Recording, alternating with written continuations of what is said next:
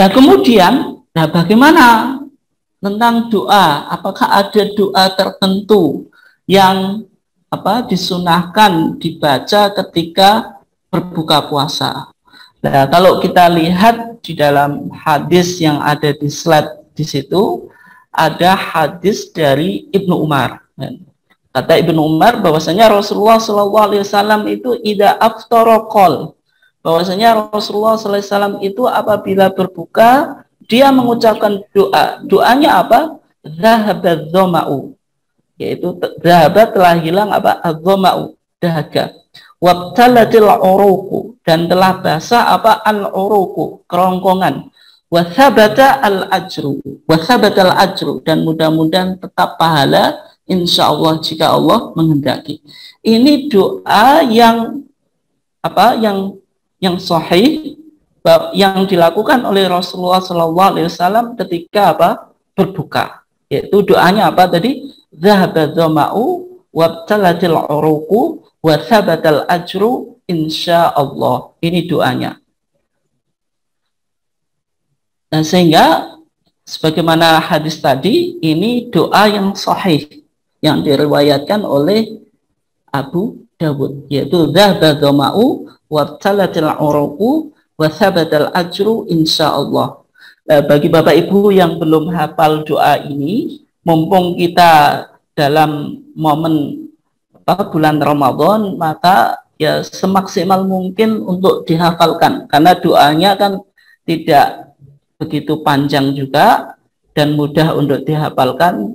Dan terlebih kita di bulan Ramadan, kalau Bapak Ibu menghafalkannya di bulan Ramadan, ya tentu pahalanya dan nilainya lebih bagus, lebih berkualitas daripada bulan-bulan yang lain gitu. Nah, kemudian pertanyaannya, kapan doa buka puasa tadi dibaca?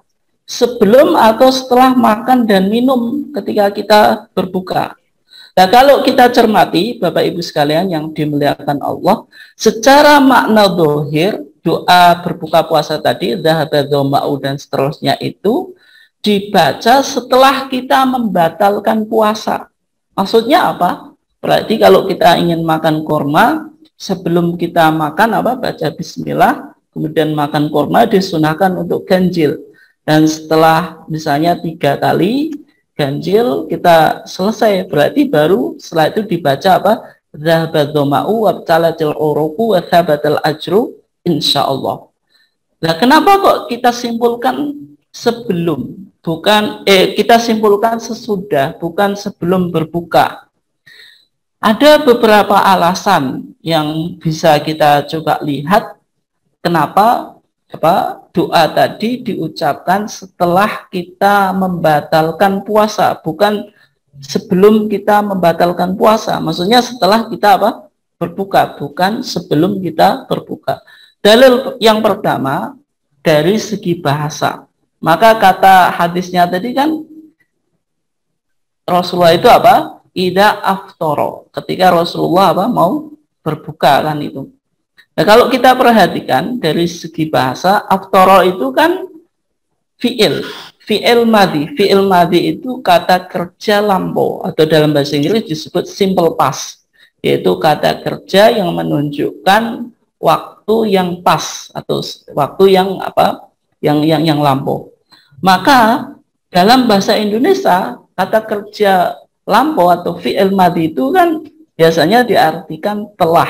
Jadi ida aftara itu apabila telah berbuka.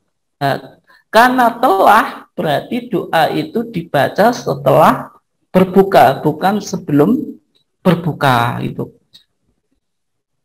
Nah, oleh sebab itu kalau ada semacam indikasi kalau doa ini dibaca setelah berbuka, lah bagaimana sebelum kita berbuka, apa yang kita baca? Yang kita baca yaitu keumuman hadis yang mengatakan idza akala ahadukum falyadhkurismallahi ta'ala. Apabila seorang di antara kamu makan, hendaklah menyebut nama Allah. Kalau lupa tadi, hendaklah menyebut bismillah awalahu wa akhirahu. Ini.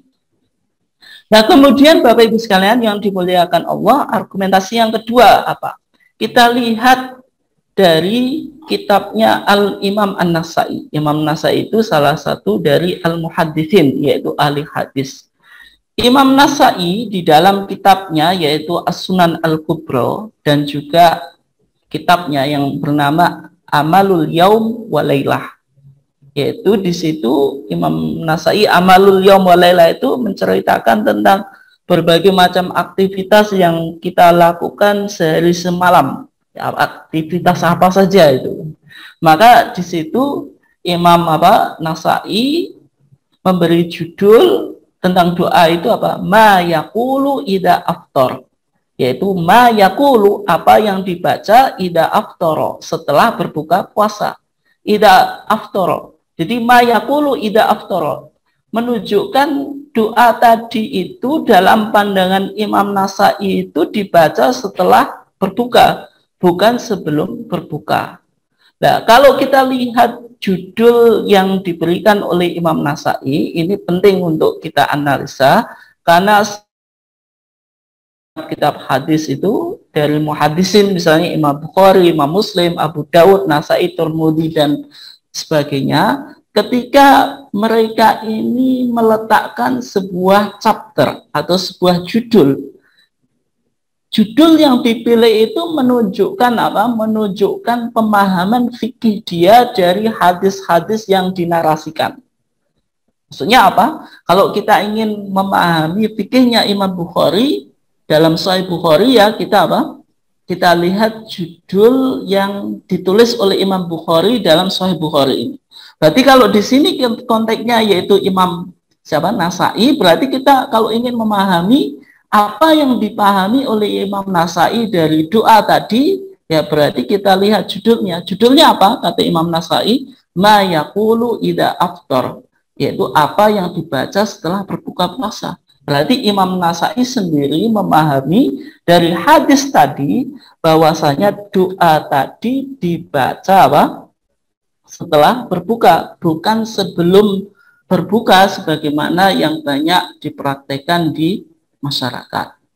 Nah, kemudian kalau kita lihat di dalam fatwa tarjih, di dalam TJA, nanti Bapak Ibu sekalian bisa dicek di rumahnya. TJA itu apa? Bagi yang belum baru mengikuti kajian kampusmu, TJA itu singkatannya tanya jawab agama, yang berisi fatwa-fatwa majelis tarjih yang sekarang sudah terpublikasikan sebanyak 8 jilid. Jadi kalau kita lihat TJA di sini, kalau saya sebut TJA 4, berarti TJA volume 4 atau jilid 4 halaman 173. Di sana menjelaskan yang pertama dalam buku Himpunan Putusan Majelis Tarjih. Ini bukunya Bapak Ibu sekalian. Maka di sini apa? Ada ungkapan waqul ba'dahu. Waqul dan ucapkanlah ba'dahu setelah apa? Setelah berbuka. Dhahaba dhama'u wabtalatil uruku wa thabatal ajru insyaallah. Nanti Bapak Ibu sekalian bisa dicek di buku HPT-nya Himpunan Putusan Majelis Tarjih yang ada di rumahnya. Maka di dalam putusan majelis tarjih tadi kan, bila terbenam matahari maka cepat-cepatlah berbuka dengan makan kurma. Bila tidak ada, minumlah air dan berdoalah sesudah itu. Jadi coba dilihat di sini, berdoalah waqul ba'dahu. Waqul dan ucapkanlah doa ba'dahu setelah buka. Apa doanya tadi? Ini. Dzabadzama'u wabtalatil uruku wa thabatal ajru insyaallah. Jadi dalam pandangan majelis tarjih sendiri, bahwasanya doa yang sahih ini yaitu dzabadzama'u wabtalatil uruku wa thabatal ajru insyaallah ini dibaca setelah kita selesai berbuka, bukan sebelum apa? Sebelum berbuka. Yang kedua tadi kita coba lihat analisa, dzaba telah hilang, apa adzama'u dahaga. Ya berarti kalau dahaga itu sudah hilang, berarti orang yang berpuasa tadi sudah apa? Berbuka. Kemudian wabtalatil uruku, dan telah segar, apa al-uruku, urat-urat. Nah, ini kan menunjukkan apa? Orang yang berbuka itu orang yang berpuasa itu sudah apa? Sudah berbuka. Dari segi redaksi ini menunjukkan doa ini dibaca setelah berbuka, bukan sebelum berbuka. Nah, kemudian Bapak Ibu sekalian yang dimuliakan Allah, bagaimana dengan doa yang cukup populer di masyarakat? Ada sebuah doa yang bunyinya apa? Allahumma laka sumtu wa bika amantu wa ala rizkika aftartu bi rahmatika ya arhamar rahimin. Allahumma ya Allah laka sumtu, bagi engkau aku berpuasa, wa bika amantu, dan bagi engkau aku beriman, wa ala rizkika aftartu, dan atas rizki engkau aku berbuka, bi rahmatika, dengan rahmatmu ya arhamar rahimin, wahai zat yang maha pengasih. Kalau kita lihat doa yang populer ini, meskipun doa ini sebenarnya ada beberapa tambahan dari redaksi hadis aslinya. Kalau kita coba lihat hadis aslinya di sini, ini hadis aslinya, yaitu diriwayatkan dari Mu'adz ibn Zuhroh. Ini Bapak Ibu sekalian ingat-ingat nama ini, karena nanti kita akan lakukan kritik sanad terhadap hadis ini. Kita coba uji bagaimana kualitas atau status hadisnya. Berarti kan di sini an Mu'adz ibn Zuhroh, ada Mu'adz ibn Zuhroh. Ini nanti siapa? Kita coba kaji. Annahu balaghahu, bahwasanya telah sampai kepadanya anna Nabi sallallahu alaihi wasallam kana idza aftar, bahwasanya Nabi sallallahu alaihi wasallam ketika berbuka itu mengucapkan apa? Allahumma laka sumtu wa ala rizkika aftartu. Berarti cuma ini saja redaksinya dari Mu'adz ibn Zuhroh yang diriwayatkan oleh Abu Dawud dan Imam Baihaqi. Padahal di masyarakat tadi ada tambahnya, Allahumma laka sumtu, ini ada di dalam hadisnya. Wa bika amantu, ini ada tambahan. Wa ala rizkika aftartu, ini ada hadis redaksi dalam hadis tadi. Bi rahmatika ya arhamar rahimin, ini ada tambahan juga. Nah, kalau kita lihat